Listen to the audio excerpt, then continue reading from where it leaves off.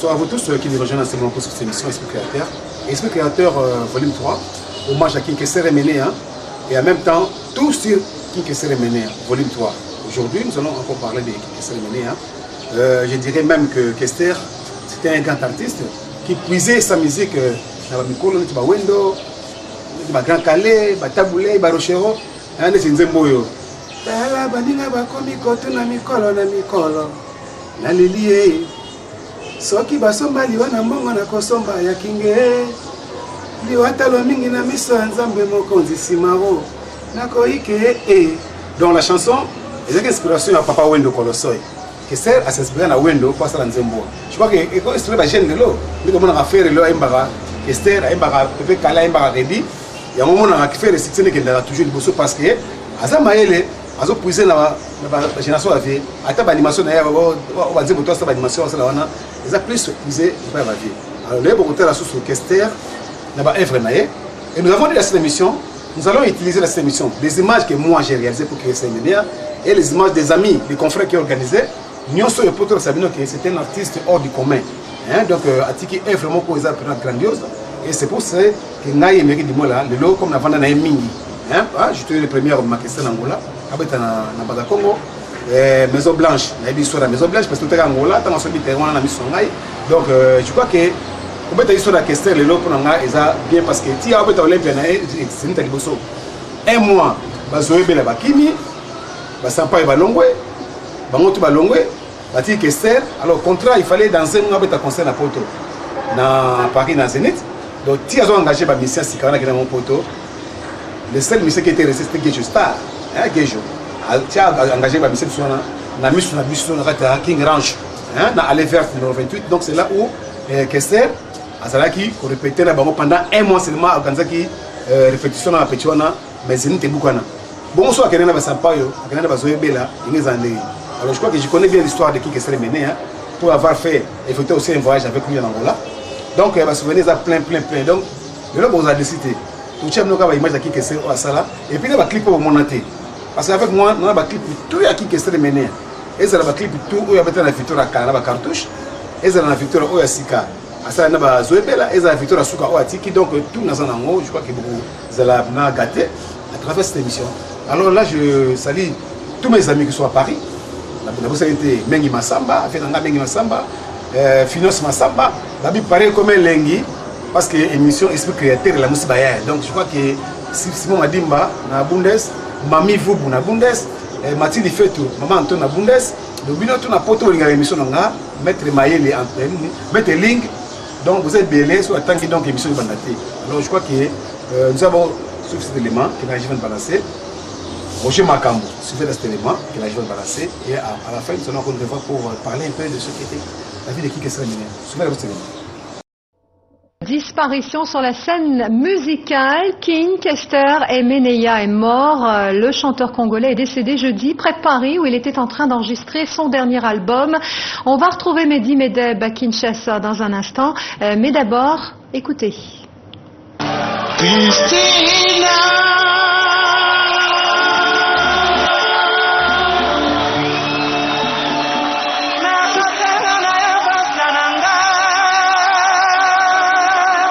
Nasali nyonso ekoki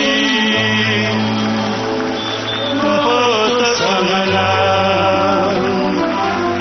na mariage.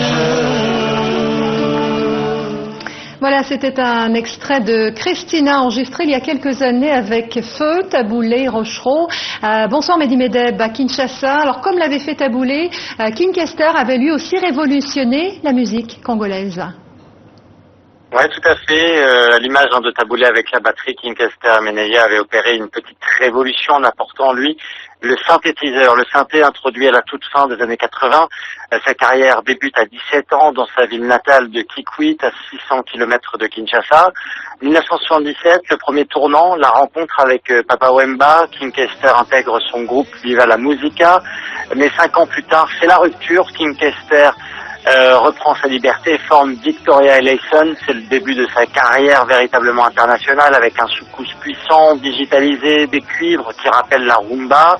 La France qui va mettre du temps à reconnaître son talent. Ce n'est qu'en 2001 qu'il se produit dans la salle mythique de l'Olympia. Alors au-delà de son parcours, King Kester, c'était surtout un personnage haut en couleur qui affirmait être un descendant de Jésus-Christ. C'était aussi l'un des initiateurs de la SAP, la Société des Influenceurs et des Personnes Élégantes. Son dernier album, donc This Is Me, c'est Moi, qui devait être terminé à Paris, et normalement il devait y avoir un morceau enregistré avec Baba Wemba. Eh bien, il y est décédé. C'était il y a 2 mois que King Kester avait aussi été bouleversé par la mort d'un autre très grand de la rumba, Taboulé Rochereau. Et donc c'est donc un nouveau monument de la musique congolaise qui s'en va en ce 13 février 2014. Merci Mehdi Medeba, Kinshasa.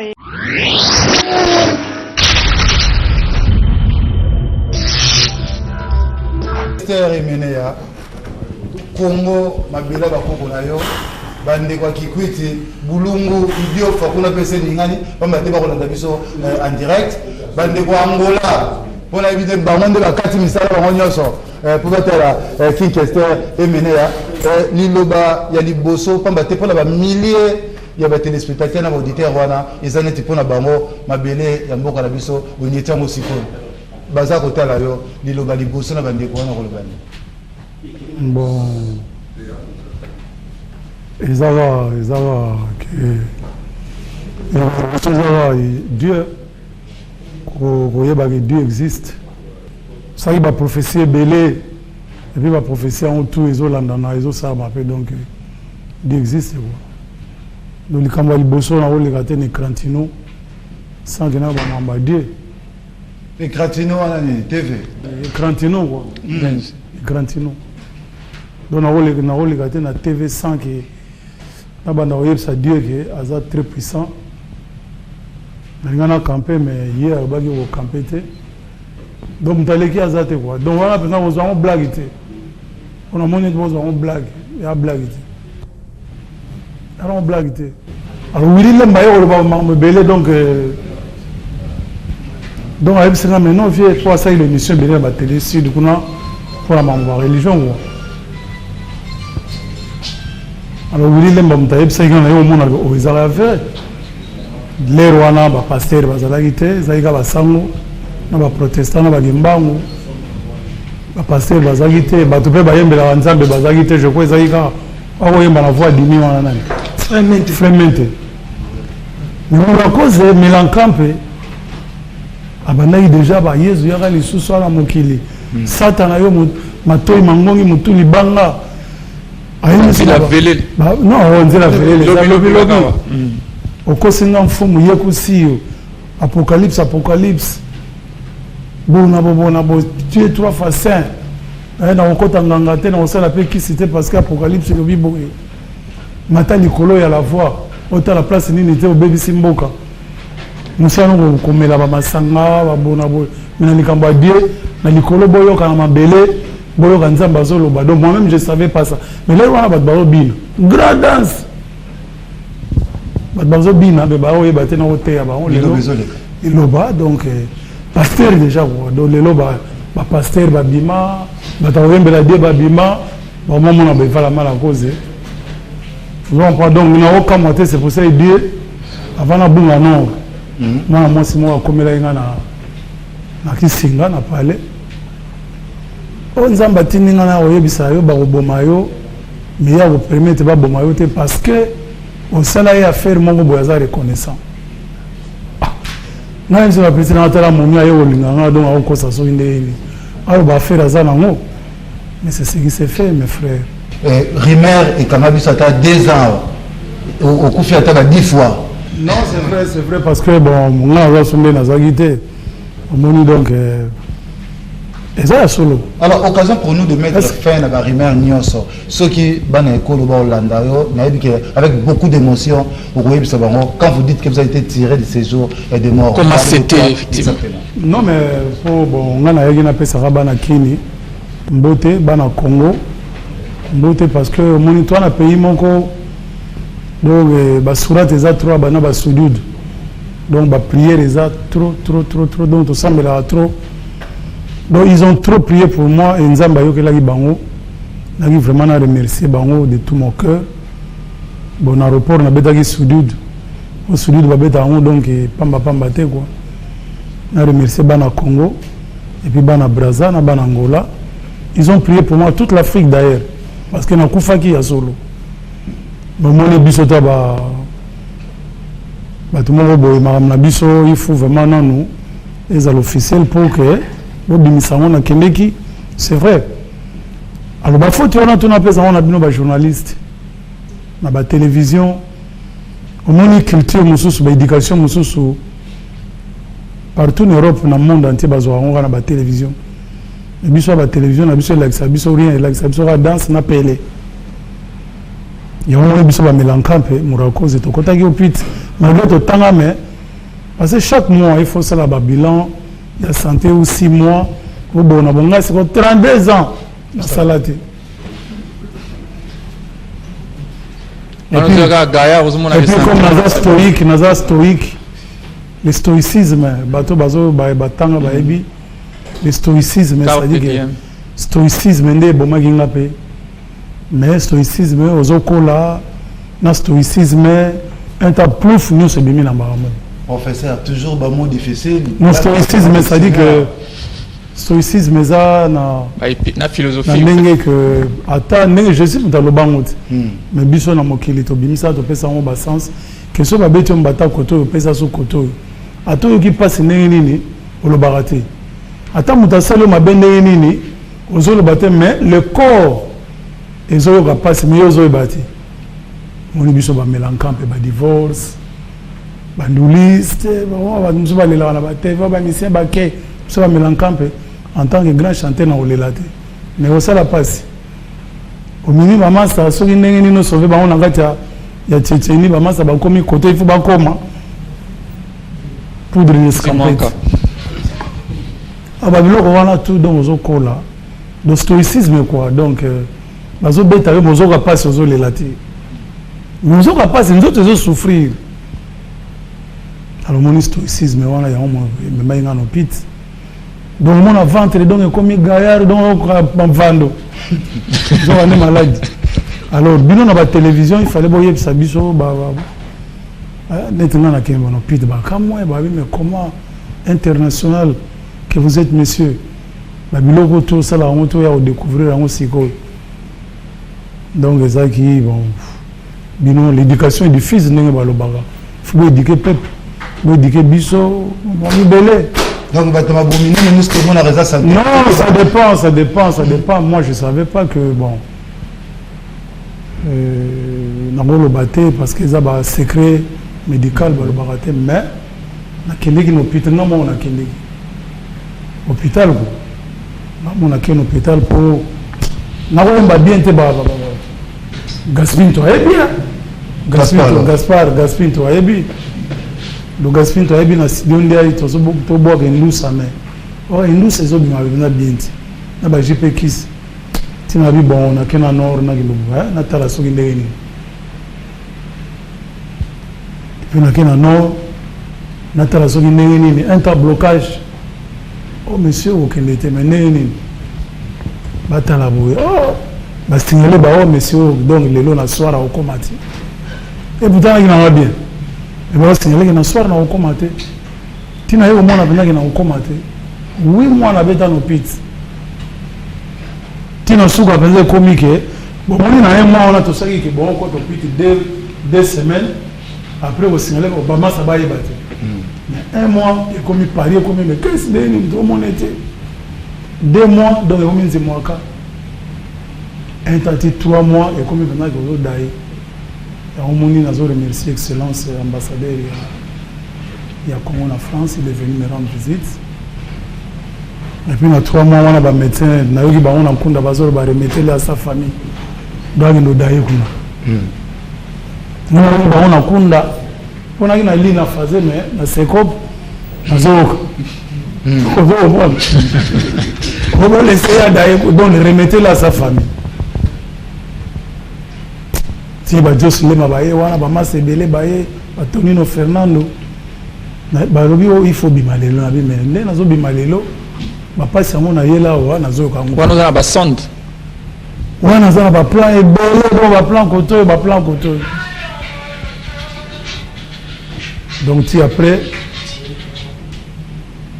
babimisanga na opite alo tellement donc isinga mpe ezalaki te place nakendeki sekop namoni ke na ntongo nalingi nadai na hôpital wana nasalaki 3 mois oyo ambassadeur akotalanga bamemi nga so na hôpital mosusu kuna na hôpital wana donc babengi mpenza me koma bokotika ebembe ti basali so babikilakila donc babengi cercle naki nango babisi bango ke master oyo azocampe donc tina mpe tina so te alors badocteur basignale bamembre ke master mpenza azocampe bamasa so baplaire baye na kati ya place nazalaki namoi bango bazie rouge me ndenge nini ono barime comme hiver malili banini bani ah nga mpe navanda kaka ti 6 mois basali cellule psychologique quoi cellule psychologique donc psychologue na badocteur baye bayaki soki 10 soki 7 bayeba expliquer ke mwana mai ndenge oza wana ozocampe est ce que okote préparé na vani pendant nga melankampe pendant na rodaye boler babimi na megina odaye na sai na bona odaye na moso na daye boye trop yuma sai position pesi ya boye na moni boye donc dia o ya mangate pa mona net soki nde mawa amoni boye croisement les bras net parti bon donc na mo boule maintenant mystique position ko fela na bi boba okundanga awa ou bien na kati ya bakini bon a bendi film mais na kini na odie na avion na kendaka na place à bien mais ce qu'on a okende na ça coller dans notre projet monsieur bino trop ba congolais de partout en Europe en Amérique en Asie na ndenge bosambelaki pona nga et na biki nzamba yoki lo sambo na bino nazongi na mabelo ba koko je remercie tout le monde merci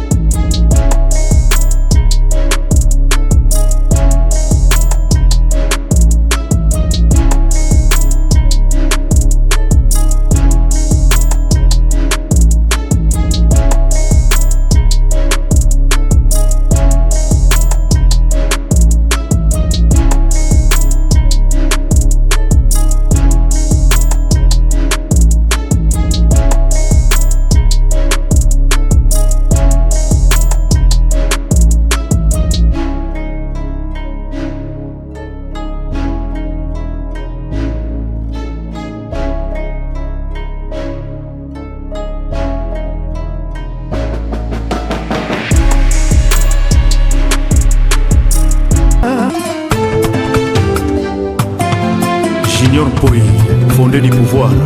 Je me nomme M. Léon Tsoni Mpanza, je suis le directeur provincial du CIDEP, Congo central, à Matadi. Nous étions une université ouverte et on avait beaucoup de filières dans la formation classique. En 2009, le gouvernement a mis fin à cette formation classique pour que le CIDEP puisse récupérer ses prérogatives des activités de formation professionnelle. Alors dans nos programmes, nous avons beaucoup de modules, entre autres la déclaration douanière, secrétaire informatique de direction, OPJ, gestion des exploitations agricoles, élevage et pêche, gestion des projets de développement, gestion des ressources humaines et tant d'autres que vous pouvez trouver dans nos affiches au CIDEP. Et maintenant, nous avons initié une formation en déclaration douanière étant donné la présence du port ici à Matadi. Et cette formation continue. Donc nous avons formé plusieurs déclarants et jusqu'à présent les sessions continuent.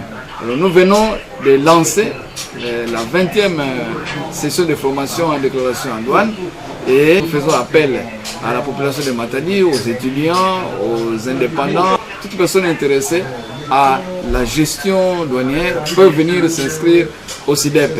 Et nous avons un grand programme pointillé qui peut permettre à quelqu'un d'avoir une connaissance, qui peut lui permettre d'être un véritable gestionnaire douanier et un véritable déclarant en douane.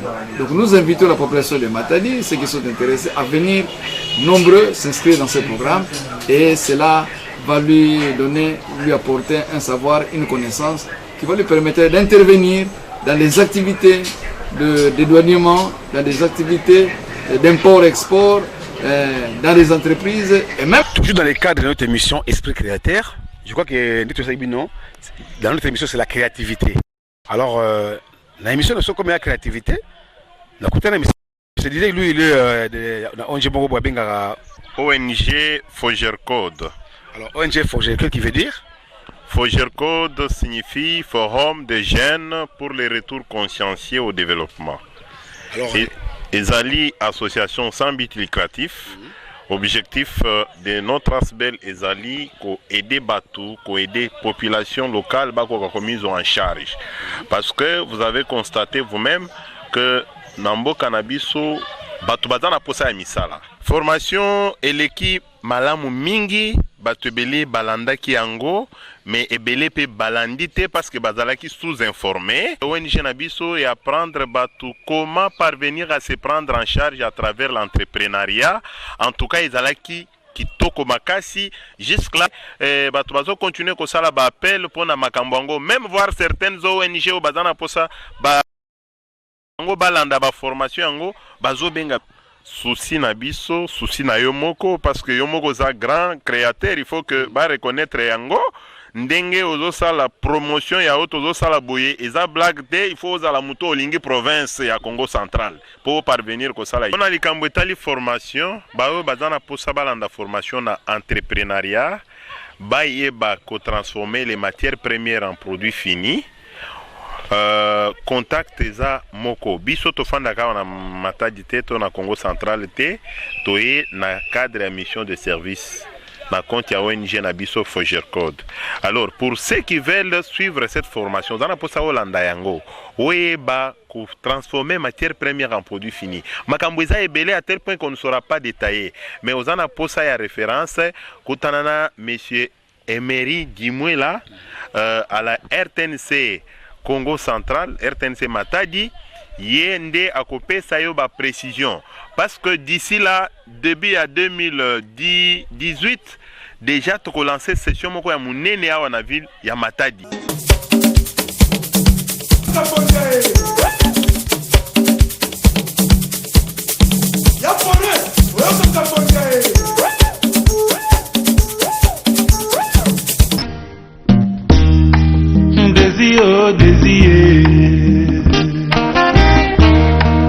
Desio ya makambo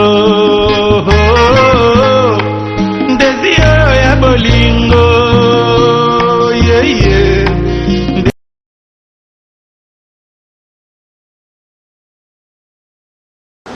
Donc cité la tortille, nous avons un appartement et bureau à louer. Mais dans le cas de cité la tortille, nous avons tout. Nous avons un restaurant, nous avons un Max Béton, nous avons un friperie.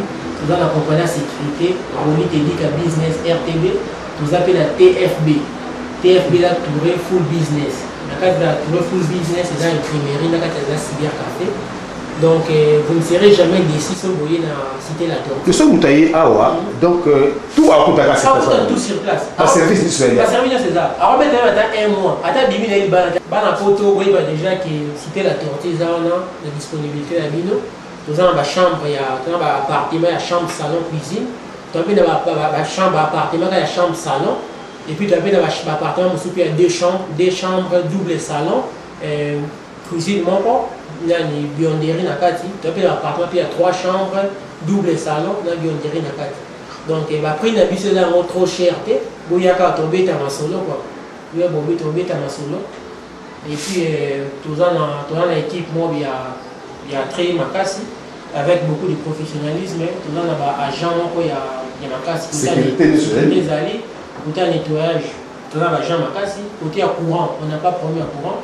Côté à maïpé, tout ça bien promis à maïpé. Bon, on a business, on a touré full business, donc TFB en cycle. Et là, basé dans le domaine imprimerie. Tout ça dans le domaine imprimerie, tout ça là, impression, dans la t-shirt, dans la tasse, dans la verre, dans l'assiette, tout ça dans la carte de visite, tout ça dans la carte de service, tout ça dans la fiche publicitaire ou amener donc maintenant les bobimba affiche publicitaire ou amener la salle à droit après ça dans la qui mais nous la carte TFB nous avons des matériels il y a makasi ou il trouve ça la affiche publicitaire il y a partir il y a format à partir à A0 tina A6 donc rapport que sous qui ils allaient sous-souter donc qui n'est quitté bien en fait matériel. Ah, qui n'est quitté dans matadi. Alors un mot de la fin, babi les amis. Mot de la fin pour Nabango, baye baké TFB et donc dès que la qualité c'est nous. Ba luka par-ci par-là, ba on ça très bientôt surprise moi que j'ai les sous. Pour ça la surprise on est bien surprise moi monner les oya. Bon mon na sous go moi mysti et oya wana. Bon message dans le na ba na poto, ba on est toujours pour landa yo, ba on est toujours pour soutenir yo. Financièrement, moralement, spirituellement aussi. Bah la matin d'IP, moi on a bien yona, grand frère a bien yona, l'équipe a bien yona, papa a bien yona, et mairie du mois là. On a gagné ma solo, dans le on a gagné chaque fois, et puis bon on n'a jamais décidé quoi. Là, comme on a Norton Foucault, directeur logistique, il y a tout le full business. Tout ça dans le domaine, il y a imprimerie, Mamounioso, tout imprimeur, polo, chapeau. Nyonso oyo za na posa ba déplier en agrandissement photo oyo za na matanga olingi basalo ba badge yaka ba polo ba carte de visite ba carte de service en PVC tout on a tout ça nous avons un service impeccable ici mumelomba na beno nyonso kuiza samwe salisa bisalu na beno pour la friperie il faut qu'un max béton max béton chez Max Kazadi, mon apoto, donc il y a friperie na poto, donc ils ont pris un poto d'origine quoi. Souhaitons la France, comme on a SAS FFMAS, 10 avenue Louise Michel, 28 500. Na Vernouillet, la France. Donc si vous voyez awa, maman m'a dit c'est bien, on va na friperie. Donc si vous voyez awa donc awa mo ke bunga raté, awa danser. Max Béton babi fin. Nga kombo na ngai Raja